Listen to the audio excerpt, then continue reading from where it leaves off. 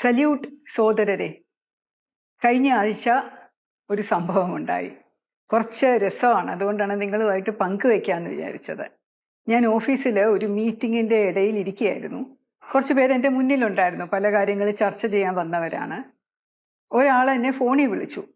അത്യാവശ്യമായിട്ട് ആർക്കാർക്ക് എന്തെങ്കിലും സഹായം വേണ്ടി വിളിക്കുന്നതാണോ, ശാസ്തമംഗലം വാർഡിലെ ഏതെങ്കിലും അത്യാവശ്യ കാര്യത്തിനായിട്ട് വിളിക്കുന്നതാണോ എന്നൊന്നും അറിഞ്ഞുകൂടാത്തതുകൊണ്ട് ഞാൻ മിക്കവാറും എല്ലാ ഫോണും സമയം കിട്ടുന്ന പോലെ എടുക്കും.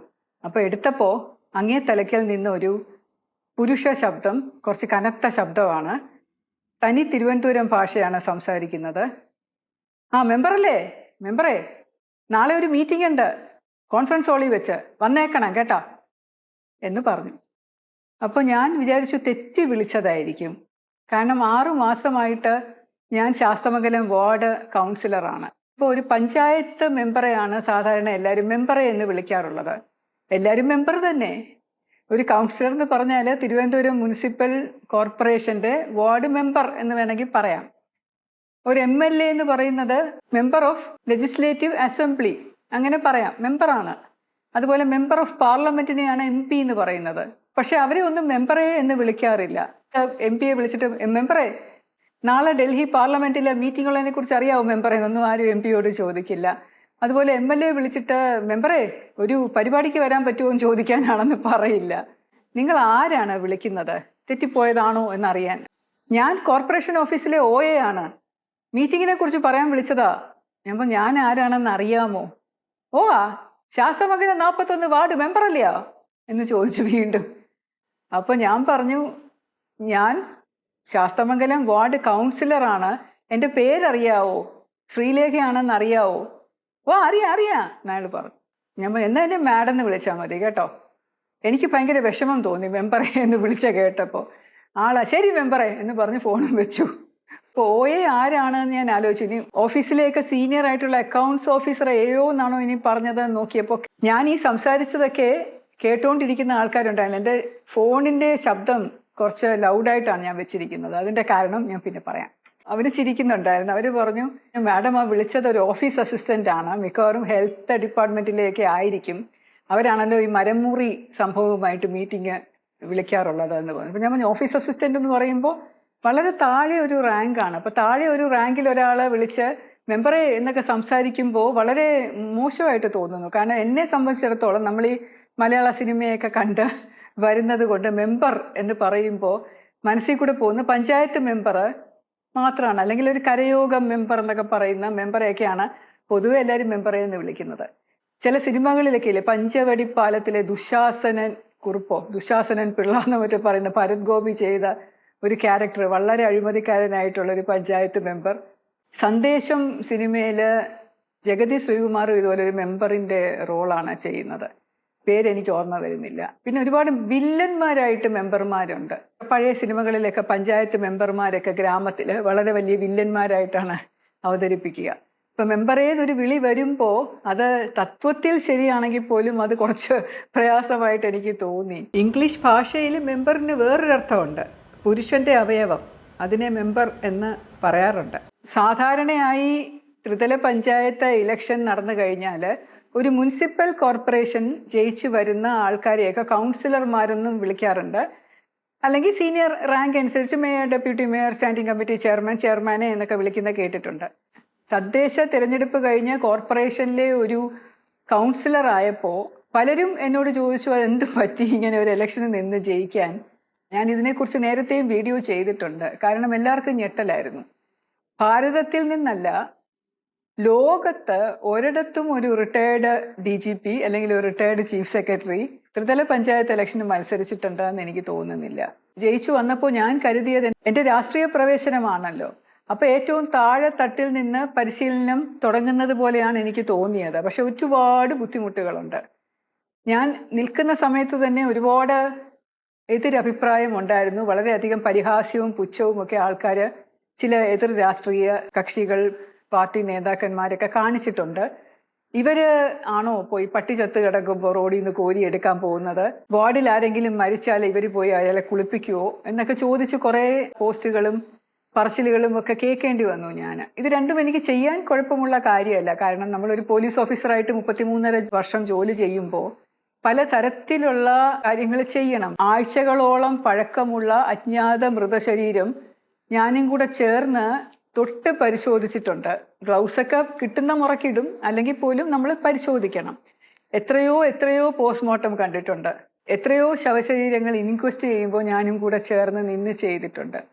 അതുപോലെ ഒരു മൃഗസ്നേഹി ആയതുകൊണ്ട് റോഡിൽ ഏത് മൃഗത്തിന് വണ്ടി ഇടിച്ച് കിടക്കുന്ന കണ്ടാലും ഞാൻ പോയി കോരിയെടുത്ത് മൃഗാശുപത്രി കൊണ്ടുപോയിട്ടുണ്ട്. ചിലപ്പോൾ ഓട്ടോറിക്ഷ പിടിക്കും, അവർ ചിലപ്പോൾ കൊണ്ടുപോകാൻ സമ്മതിച്ചില്ല എന്നുണ്ടെങ്കിൽ ഞാൻ സ്വന്തം കാറ് വിളിപ്പിച്ചിട്ടൊക്കെ കൊണ്ടുപോയിട്ടുണ്ട്. ചില ചത്ത് കിടക്കുന്ന പട്ടികളെ കൂടുതൽ ചതഞ്ഞരഞ്ഞ് പോകാതിരിക്കാനായിട്ട് കഷ്ടമായിട്ട് തൂക്കിയെടുത്ത് ഞാൻ റോഡിൻ്റെ വശത്ത് കൊണ്ട് ഇട്ടിട്ടുണ്ട്.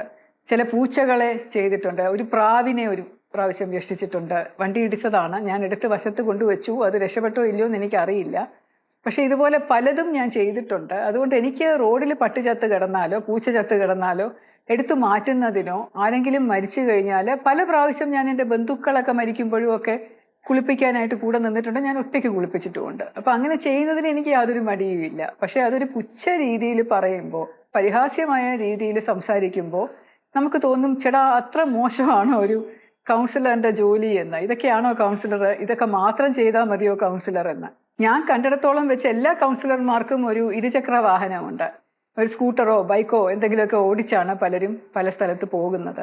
സ്കൂട്ടറിൽ പോകാനായിട്ട് എനിക്ക് പറ്റുമോ എന്ന് നോക്കിയാൽ ഈ പ്രായത്തിൽ കുറച്ച് പ്രയാസമായിരിക്കും. എനിക്ക് റിട്ടയർമെൻറ്റിന് മുമ്പ് വാങ്ങിയ ഒരു സ്വന്തം കാറുണ്ട്. ആ കാറിലാണ് ഒരു ഡ്രൈവറെയും വെച്ച് ഞാൻ പോകുന്നത് പലയിടത്തും. അപ്പം എല്ലായിടത്തും പോകണം. ഒരാൾ മരിക്കുമ്പോൾ പോകണം, ചില കല്യാണങ്ങൾക്ക് പോകണം, ചില ആളുകളുടെ എന്തെങ്കിലും പരിപാടികൾ നടക്കുമ്പോൾ അതിനകത്ത് പോകണം, പിന്നെ ചില ഒഫീഷ്യലായിട്ടുള്ള മീറ്റിങ്ങുകൾക്ക് പോകണം. അങ്ങനെ പലയിടത്തായിട്ടും ഞാൻ എൻ്റെ സ്വന്തം കാർ ഉപയോഗിച്ച് ഡ്രൈവറെയും വെച്ചാണ് പൊക്കോണ്ടിരിക്കുന്നത്. എനിക്ക് സ്കൂട്ടർ വെച്ച് ചെയ്യാൻ പറ്റില്ല. പിന്നെ അതുപോലെ ഓഫീസ് എന്ന് പറഞ്ഞാൽ വളരെ മോശം ഓഫീസായിരുന്നു. പക്ഷെ അതിപ്പോൾ നന്നായി, കുറച്ച് നന്നാക്കിയൊക്കെ എടുത്തു. അതുകൊണ്ട് സ്വസ്ഥമായിട്ടിരുന്ന് ജോലി ചെയ്യാം. ഓഫീസ് കാണുമ്പോൾ തന്നെ ഒരു മാന്യത തോന്നും. എൻ്റെ വീട്ടിൽ നിന്ന് തന്നെ ഞാൻ കുറച്ച് കർട്ടനുകൾ എടുത്ത് ഓഫീസിൽ കൊണ്ടിട്ടു. ആകെപ്പാടെ ഇപ്പോൾ കാണുമ്പോൾ ഒരു ഭംഗിയുണ്ട് ഓഫീസ്. അപ്പോൾ എൻ്റെ ധാരണ ഒരു കൗൺസിലർ എന്നുള്ള സാധാരണ ആളുകൾ വിചാരിക്കുന്ന ഒരു ജോലി ഉണ്ടല്ലോ, ഇങ്ങനെ റോഡിൽ നിന്ന് പട്ടികളെ എടുക്കുക, ഓട ക്ലീൻ ചെയ്യുക, ചവറ് വൃത്തിയാക്കുക എന്നൊക്കെയുള്ള ഒരു പദവിയിൽ നിന്ന് കുറച്ചും കൂടെ ഉയർന്നുകൊണ്ട് നല്ല രീതിയിൽ, അതായത് കുറച്ചും കൂടെ ഇൻ്റലിജൻ്റ് ആയിട്ട് ബുദ്ധി ഉപയോഗിച്ചുകൊണ്ടുള്ള പല പ്രപ്പോസൽസും കൊടുക്കുക, നല്ല കുറേ കാര്യങ്ങൾ വാർഡിൽ വരുത്താൻ സഹായിക്കുക, ഏതെങ്കിലുമൊക്കെ മീറ്റിങ്ങുകൾക്ക് പോകുമ്പോൾ വളരെ നല്ല സജഷൻസ് പറഞ്ഞുകൊണ്ട് എങ്ങനെ ഏതെങ്കിലും ഒരു സ്കൂളിൻ്റെ പ്രവൃത്തിയോ അല്ലെങ്കിൽ അംഗൻവാടിയുടെ പ്രവൃത്തിയോ അല്ലെങ്കിൽ ആശാ വർക്കേഴ്സിൻ്റെ പ്രവൃത്തിയോ ഒക്കെ കുറച്ചും കൂടെ കൂടുതൽ മെച്ചപ്പെടുത്തുന്നത് എങ്ങനെയാണ് എന്ന് സംസാരിക്കുക, അതിന് ആളുകൾക്ക് വേണ്ടിയിട്ട് ഒരു വഴികാട്ടിയാവുക എന്നൊക്കെയുള്ള രീതിയിൽ കുറച്ചും കൂടെ ഒരു മാന്യത ഉയർത്തിക്കൊണ്ട് പ്രവർത്തിക്കാൻ സാധിക്കുമെന്നുള്ള ഉറച്ച വിശ്വാസത്തിലാണ് ഞാൻ ഈ കൗൺസിലർ ജോലി തുടർന്നും ചെയ്യുന്നത്. പക്ഷേ ഇതുപോലെയുള്ള ചിലർ അത് വളരെ പുച്ഛത്തോടു കൂടി കരുതുന്നത് വളരെയധികം സങ്കടമാണ്. പ്രത്യേകിച്ചും കോർപ്പറേഷനിലുള്ള ചില ജോലിക്കാർ. ഞാൻ എൻ്റെ വാർഡിലുള്ള സകലർക്കും പരാതി പറയാനും ഞാനുമായിട്ട് നേരിട്ട് സംവദിക്കാനുമായിട്ട് 2 വാട്സാപ്പ് ഗ്രൂപ്പുകൾ തുടങ്ങിയിട്ടുണ്ട്. എന്തുകൊണ്ടാണ് 2? കാരണം ഒന്നിനകത്ത് ഒതുങ്ങുന്നില്ല. അതുകൊണ്ട് 2 എണ്ണമായിട്ട് തുടങ്ങി എനിക്ക് പറയാനുള്ള സകല കാര്യങ്ങളും അതിലൂടെ ഞാൻ പങ്കുവെക്കുകയും പൊതുജനങ്ങൾക്ക് പറയാനുള്ള പല കാര്യങ്ങളും, ലൈറ്റ് കത്തുന്നില്ല, ഡ്രെയിനേജിൻ്റെ അനാസ്ഥയുണ്ട്, മഴവെള്ളം കെട്ടിക്കിടക്കുന്നു, റോഡ് വൃത്തിയാകുന്നില്ല, തെരുവ് നായ ശല്യം, തെരുവ് പൂച്ച ശല്യം, അതുപോലെ പാമ്പ് ശല്യം, അടുത്ത വീട്ടിലെ പറമ്പ് വൃത്തിയാക്കിയിട്ടില്ല, അടുത്ത വീട്ടിലെ പറമ്പിൻ്റെ ചെടികൾ എൻ്റെ വീട്ടിലേക്ക് ചാഞ്ഞ് കിടക്കുന്നു, ഏതെങ്കിലും തരത്തിലുള്ള പ്രശ്നങ്ങൾ ഉണ്ടായാൽ, അതായത് അസുഖമുള്ള ആൾക്കാരുണ്ടെങ്കിൽ, ഈ വീട്ടിൽ എന്തെങ്കിലും പ്രശ്നമുണ്ടെങ്കിൽ ആംബുലൻസിന് ഞാൻ വിളിക്കണം എന്ന് പറഞ്ഞ് അങ്ങനെയുള്ളൊരു ജോലിയായിട്ട് മാറുന്നത് ചിലപ്പോൾ ഞാൻ കാണാറുണ്ട്. അത് ചെയ്യാറുമുണ്ട്. കാരണം പലരും നേരിട്ട് അതത് ഓഫീസുകളിൽ വിളിക്കാറില്ല. വെള്ളമില്ലെങ്കിൽ വാട്ടർ അതോറിറ്റി വിളിച്ച് പറയില്ല, പൈപ്പ് പൊട്ടിയ വാട്ടർ അതോറിറ്റി വിളിച്ച് പറയില്ല, KSEBയുടെ പോസ്റ്റ് ലൈറ്റ് കത്തിയില്ലെങ്കിൽ വിളിച്ച് പറയില്ല, ഒന്നും പറയില്ല. അടുത്ത വീട്ടുകാരോട് പോലും വിളിച്ച് പറയില്ല, നിങ്ങളുടെ പറമ്പൊന്ന് വൃത്തിയാക്കാമോ, അവിടുന്ന് പാമ്പ് എൻ്റെ വീട്ടിലോട്ട് വരുന്നുണ്ടെന്ന് അടുത്ത വീട്ടുകാരോട് പോലും നേരിട്ട് വിളിച്ച് പറയില്ല. കൗൺസിലർ എന്ന് പറയുന്നത് പലപ്പോഴും ഒരു ഇടനിലക്കാരിയായിട്ടാണ് പലരും കാണുന്നത്. അതിങ്ങനെയാണ് എന്നുള്ളത് ഞാൻ കൗൺസിലറായ ശേഷമാണ് മനസ്സിലാക്കുന്നത്. 60 വർഷത്തിൽ കൂടുതലായിട്ട് ഞാൻ താമസിക്കുന്ന സ്ഥലത്ത് ഒരു തരത്തിലും ഒരു കാര്യത്തിനും എൻ്റെ കൗൺസിലറിനെ ഞാൻ വിളിച്ചിട്ടുമില്ല, എൻ്റെ വീട്ടുകാരും വിളിച്ചിട്ടില്ല. ആരാണ് കൗൺസിലർ എന്ന് പോലും പലപ്പോഴും അറിയാനും പറ്റിയിരുന്നില്ല. ഞാൻ താമസിക്കുന്നിടത്ത് കുറച്ച് കാര്യങ്ങൾ നടത്താൻ വേണ്ടിയിട്ട് BJPയുടെ കൗൺസിലർ ഇടയ്ക്കിടയ്ക്ക് വരുമായിരുന്നു. അതുകൊണ്ട് അങ്ങനെ അറിയാം. ഞാൻ ഒരു കാര്യവും എൻ്റെ വീട്ടുകാരുടെ ഒരു പേഴ്സണൽ ഇഷ്യൂവിന് വേണ്ടി വിളിച്ച് പറഞ്ഞിട്ടില്ല. ലൈറ്റ് പോയാൽ KCB വിളിക്കും, വെള്ളമില്ലെങ്കിൽ വാട്ടർ അതോറിറ്റിയെ വിളിച്ച് ചോദിക്കും, പൈപ്പ് പൊട്ടിയാൽ ഞാൻ പ്ലംബറെ വിളിച്ച് അവരെ കൊണ്ട് ചെയ്യിക്കും. അതുപോലെ വെളിയിൽ എന്തെങ്കിലും ചവറ് കയറി കിടന്നാൽ നമ്മൾ തന്നെ പോയി ചൂലെടുത്ത് തൂത്ത് വൃത്തിയാക്കി എടുക്കും.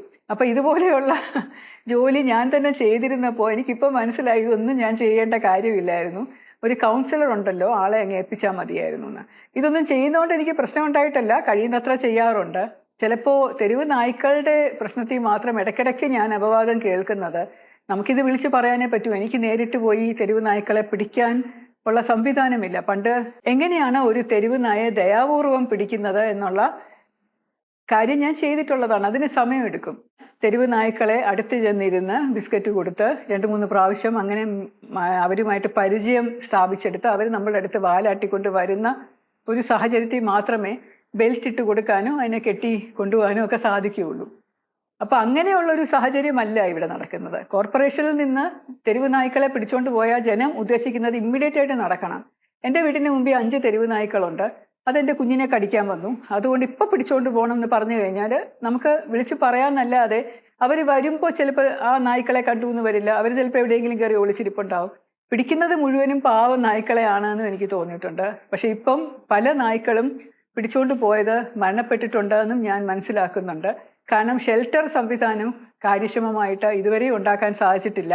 അതിൻ്റെ പദ്ധതികൾ നടന്നുകൊണ്ടിരിക്കുന്നതേ ഉള്ളൂ. അതുകൊണ്ട് അതിൻ്റെ പേരിൽ ഞാൻ ഒരുപാട് വഴക്ക് കേൾക്കുന്നുണ്ട്. അതല്ലാതെ മറ്റൊരു ജോലിയും എനിക്ക് ദുഷ്കരമായിട്ട് തോന്നിയിട്ടില്ല. എല്ലാ ജോലിയും നല്ലത് തന്നെ. പക്ഷെ ഒരു ബഹുമാനം ഇങ്ങോട്ട് കിട്ടിയാൽ മാത്രമേ നമുക്ക് അങ്ങോട്ടും ആളുകളെ ബഹുമാനിക്കാനും ഈ ജോലിക്കൊരു പ്രാധാന്യമുണ്ടെന്ന് നമുക്ക് തോന്നുള്ളൂ. ഒന്നാമത് ശമ്പളമില്ല. ഒരു ഓണറേറിയം പോലെയാണ് മാസം 8,000 രൂപ കിട്ടുന്നത്. അതിൻ്റെ ഇരട്ടി തടവറയിൽ കഴിയുന്ന ജയിൽ പുള്ളികൾക്ക്, ശിക്ഷിക്കപ്പെട്ട പ്രതികൾക്ക് കിട്ടുന്നുണ്ട്. 15,000 20,000 രൂപയെങ്കിലും മിനിമം ശമ്പളം കിട്ടുന്ന ഉദ്യോഗം മാത്രമേ കേരളത്തിലുള്ളൂ. അതിൽ കുറവ് ശമ്പളം കിട്ടുന്ന ഏതെങ്കിലും ഉദ്യോഗം ഉണ്ടെങ്കിൽ അത് കോർപ്പറേഷൻ വാർഡ് കൗൺസിലർ ആയിരിക്കും. അപ്പോൾ അങ്ങനെയുള്ള ഒരു തുച്ഛമായ ശമ്പളത്തിൽ എൻ്റെ പെൻഷൻ തുകയിൽ നിന്നും കാശ് മാസം തോറും നല്ലപോലെ ചെലവാക്കി ജോലി ചെയ്യുമ്പോൾ ഒരു ചെറിയ മാന്യത, ഒരു ചെറിയ ബഹുമാനം, ഒന്നുമില്ലെങ്കിലും ഒരു റിട്ടയർഡ് സിവിൽ സർവൻ്റ് അല്ലേ എന്നുള്ള പരിഗണനയെങ്കിലും കാണിച്ചാൽ കൊള്ളായിരുന്നു എന്നൊരു സജഷൻ എനിക്കുണ്ട്. രസകരമായിട്ട് പറഞ്ഞതാണ്, സീരിയസ് ആയിട്ടല്ല. ഞാൻ പറഞ്ഞ ഒരു കാര്യവും സീരിയസ് ആയിട്ട് നിങ്ങൾ എടുക്കണ്ട. ഒരു തമാശ കഥയുടെ പുറത്ത് എൻ്റെ ചില അനുഭവങ്ങൾ നിങ്ങളുമായി പങ്കുവച്ചത് മാത്രം. സസ്നേഹം, ശ്രീലേഖ.